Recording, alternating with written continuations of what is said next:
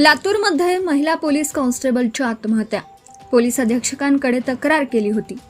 शहरातील एका पोलीस ठाण्यात कार्यरत असलेल्या 20 वर्ष महिला पोलीस कॉन्स्टेबल प्रियंका चव्हाण वय वर्ष 28 यांनी राहत्या घरी गळफास घेऊन आत्महत्या केल्याची धक्कादायक घटना समोर आली आहे.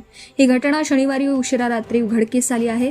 लातूर जिल्हा पोलीस दलात चालक पदावर कार्यरत असलेल्या प्रियंका चव्हाण यांचे पोलीस दलातीलच अधिकाऱ्यासोबत प्रेमसंबंध होते, परंतु यावरून त्या महिनाभरापासून तणावात होत्या. यातूनच त्यांनी रात्री 11:30च्या सुमारास शहरातील विवेकानंद चौकातील पोलीस क्वार्टर येथील राहत्या घरात गळफास घेऊन जीवन संपवलं. घटनेची माहिती मिळताच पोलिसांनी घटनास्थळी धाव घेत पंचनामा करून मृतदेह पुढील तपासासाठी शासकीय रुग्णालयात पाठवला. दरम्यान या प्रकरणाची सखोल चौकशी सुरू असून आत्महत्येमागील नेमकं कारण शोधण्याचं काम सुरू आहे.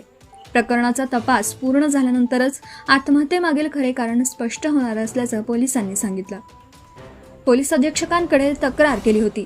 महिला पोलीस कर्मचाऱ्याचे पोलीस दलातील अधिकाऱ्यासोबत प्रेमसंबंध होते आणि यातून निर्माण झालेल्या तणावामुळे त्यांनी पोलीस अधीक्षकांकडे महिनाभरापूर्वीच लेखी तक्रार केली होती. परंतु या तक्रारीतून काहीच निष्पन्न झाल्यामुळे नैराश्यातून त्यांनी आत्महत्या केल्याचं समोर येत आहे.